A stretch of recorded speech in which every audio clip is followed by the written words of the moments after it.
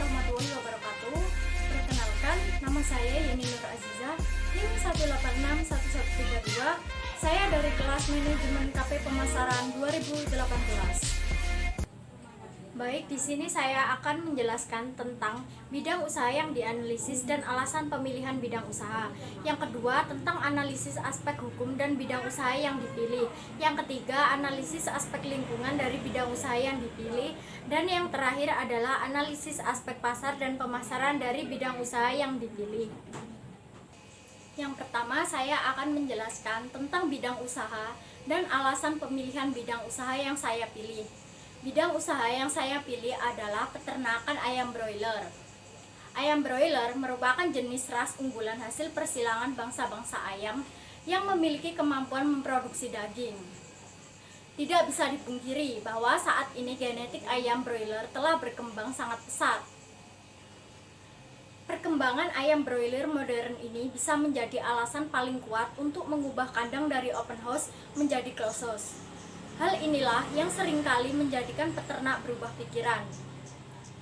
Produktivitas ayam yang semakin hari semakin sulit mencapai optimal menjadikan peternak mencari solusi untuk mencapai hal ini. Dan salah satunya adalah membuat kandang senyaman mungkin bagi ayam. Alasan saya memilih bidang usaha ternak ayam broiler karena saat ini permintaan akan ayam broiler setiap tahun semakin meningkat seiring dengan meningkatnya konsumsi ayam broiler oleh masyarakat dengan pola pemeliharaan yang tidak terlalu rumit dan periode pemeliharaan yang singkat, sehingga itulah yang menjadi faktor banyak masyarakat berinvestasi dan memilih mendirikan usaha ternak ayam broiler.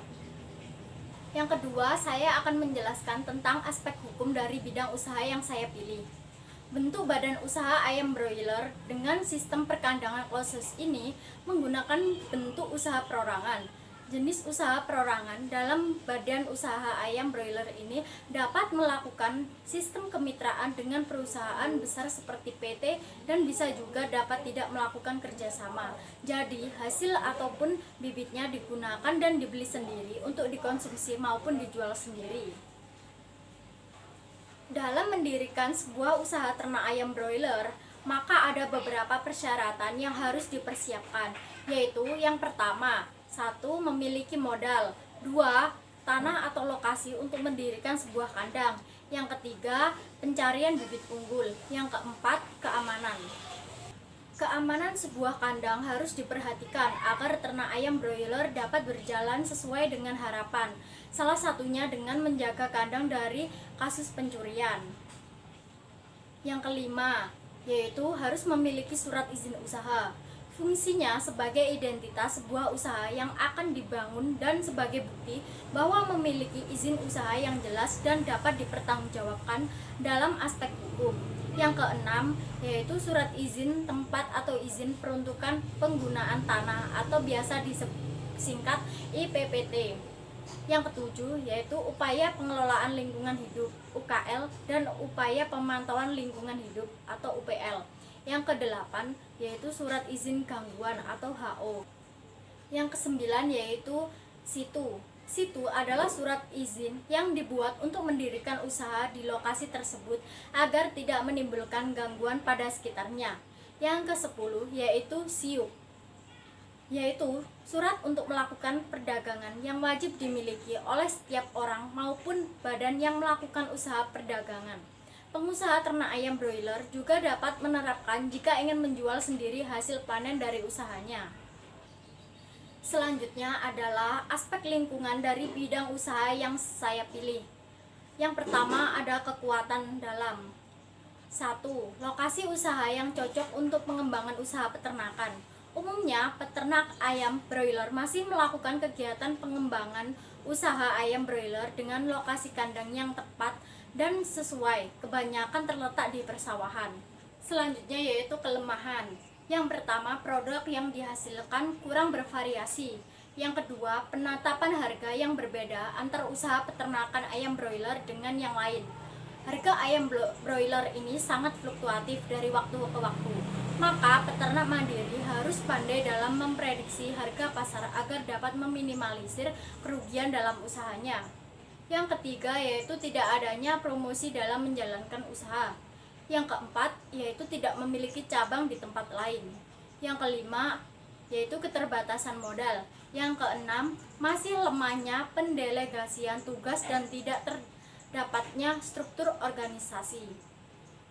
Selanjutnya yaitu ada kesempatan. Yang pertama, dapat meningkatkan kesempatan kerja dan pendapatan. Yang kedua, prospek pengembangan usaha ayam broiler menjanjikan. Yang ketiga, dukungan pemerintah pada sektor peternakan. Yang keempat, yaitu produk yang dihasilkan tidak bertentangan dengan budaya masyarakat setempat. Selanjutnya yaitu ada ancaman. Yang pertama, penyakit unggas.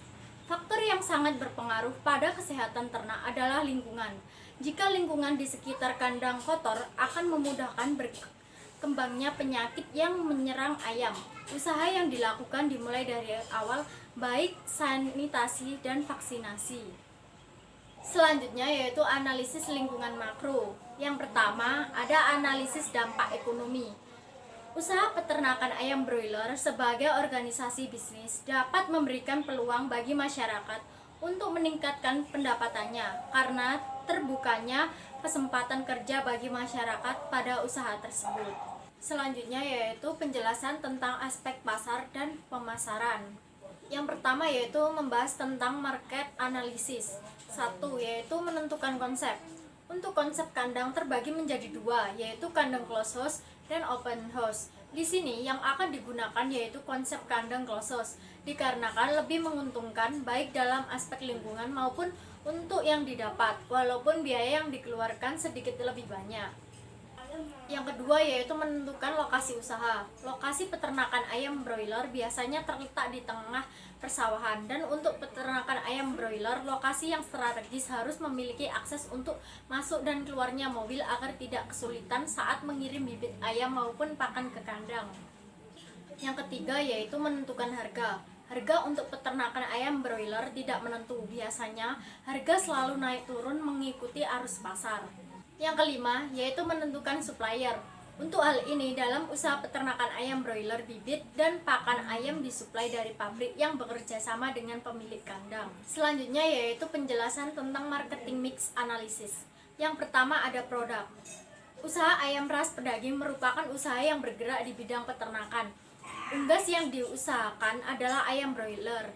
Selanjutnya yaitu penjelasan tentang marketing strategi analisis. Yang pertama ada segmentasi. Satu, segmentasi demografis. Ditujukan untuk kalangan masyarakat dewasa, terutama ibu-ibu yang biasa belanja ke pasar. Yang kedua ada segmentasi geografis. Lokasi kandang yang strategis dapat memudahkan keberlangsungan sebuah usaha.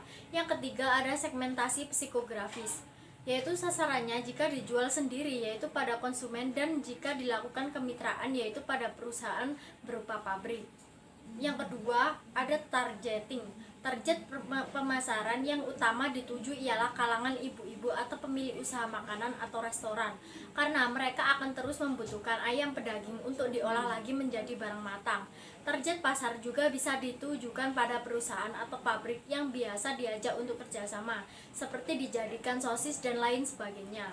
Dan yang terakhir adalah positioning, memberikan kesan kepada konsumen atau mitra dengan memberikan kualitas layanan dan kualitas produk yang baik dapat menghasilkan pembelian ulang oleh konsumen terhadap usaha yang dijalankan. Baik, itulah presentasi dari saya. Mohon maaf apabila ada salah kata. Wassalamualaikum warahmatullahi wabarakatuh.